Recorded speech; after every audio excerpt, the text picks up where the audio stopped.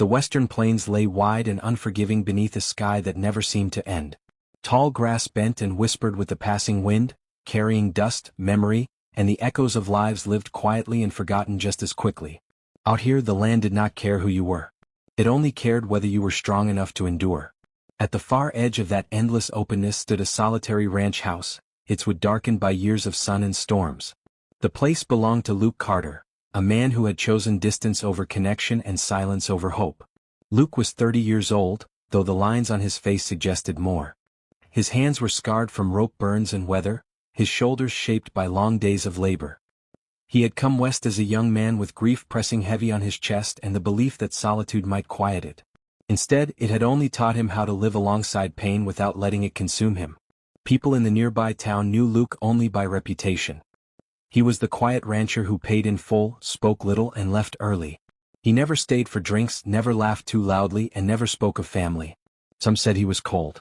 Others said he was hiding something. The truth was simpler. Luke had loved once, lost deeply, and sworn never to give the land, or another soul, the power to break him again.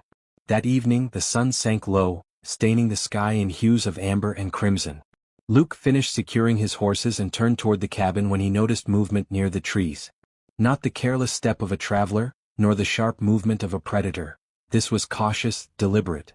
His hand went instinctively to the rifle. A woman stepped into view. She stood still, hands open at her sides as if offering proof of peace.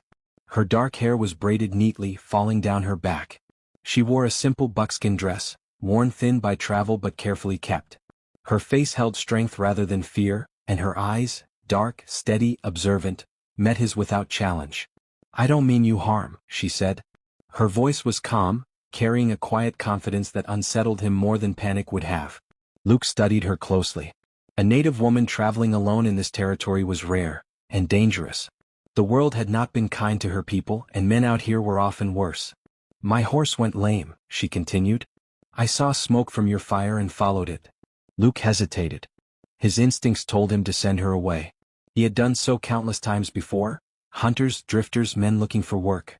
Letting someone stay meant allowing them inside his carefully guarded life. "I don't offer shelter," he said plainly. She nodded once, accepting his words without anger or surprise. "Then let me work," she said. "I can cook. Clean. I will leave by morning." The sun had nearly disappeared now, and the air was already growing colder. Night on the plains was not forgiving, especially to someone alone and on foot. Luke exhaled slowly, torn between caution and conscience. "Just cook for one day," he said at last. "Leave by morning." She inclined her head slightly. "That is fair." "My name's Luke," he added after a pause. "Ayanna," she replied. Inside, the cabin was plain and sparse: wooden walls, a rough table, 2 chairs, a narrow bed, and a stove. No photographs, no keepsakes, no sign that anyone else had ever belonged there. It was the home of a man who expected nothing and remembered even less. Ayanna moved carefully, respectfully, as though she understood the weight of solitude. She prepared a meal using what little Luke had, adding dried herbs from a small pouch she carried. The smell filled the cabin with warmth Luke hadn't felt in years. When he took the first bite he stopped. The food was simple, but there was something grounding about it, something that reached deeper than hunger. It reminded him of evenings long gone, of a time before loss had hollowed him out. "You don't like it?" Ayanna asked softly. "It's fine," he replied, though his voice betrayed him. That night, Luke lay awake listening to the wind scrape against the cabin walls. Ayanna slept near the hearth, her presence quiet but undeniable. He told himself she would be gone by morning, that this was temporary. Still, sleep came slowly. Morning arrived with pale light spilling across the plains. Luke stepped outside and found Ayanna kneeling beside his horse, carefully cleaning an injured leg. The animal stood calm, trusting, its breathing steady. "You know horses," Luke said. "They listen," she replied. "If you're patient." Her own horse remained unfit to travel. Luke rubbed his jaw, conflicted. "You can stay another day. Until it heals." Ayanna met his eyes. "Thank you." One day became several. Ayanna helped around the ranch without ever being asked. She cooked, mended clothing, gathered herbs, and brought a sense of quiet order to a place long ruled by isolation. Luke found himself listening for her footsteps, watching the way she moved with purpose and respect for the land. Her beauty was not loud or demanding. It lived in her patience, in the way she spoke to animals, in the rare smile she offered when something truly mattered. One evening as they sat near the fire, Luke finally asked, "Why do you travel alone?" "My people were forced south," she said quietly. "I stayed. This land remembers us even when others do not." Luke understood that kind of loss.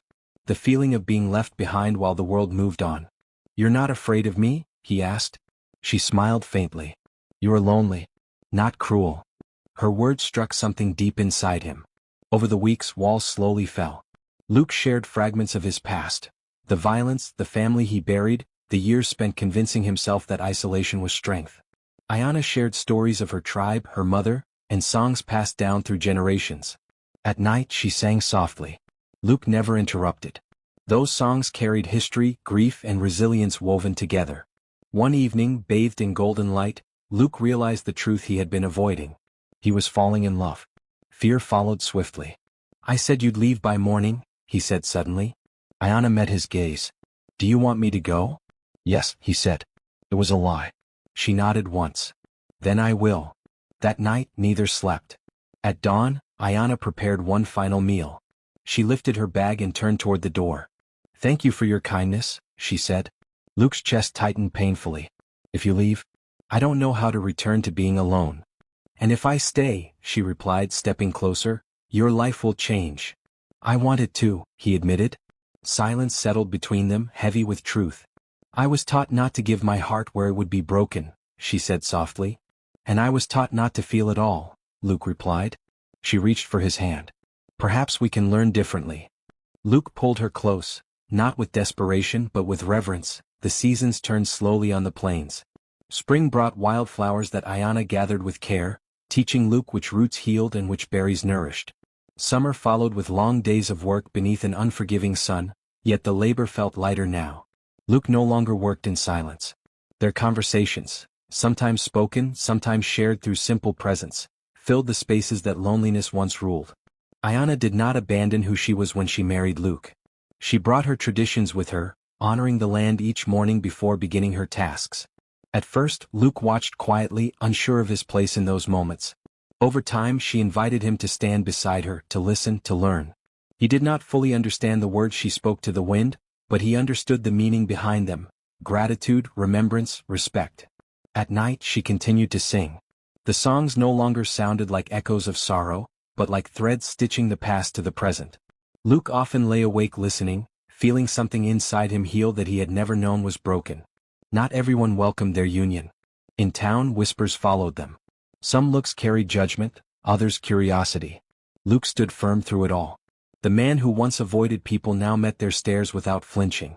Ayana walked beside him with quiet dignity, her head held high.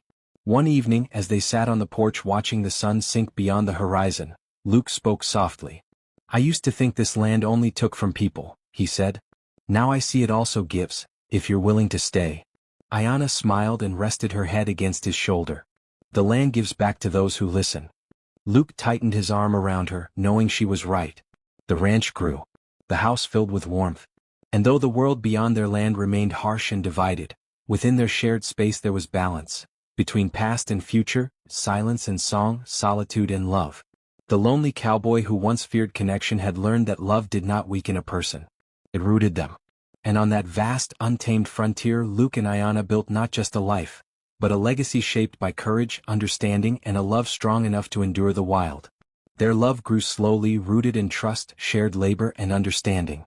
The seasons changed and the land bore witness. They married beneath the open sky, with the wind and earth as their witnesses. The lonely cowboy who once said, "Just cook for one day, leave by morning," learned that some souls arrive not to pass through, but to stay forever.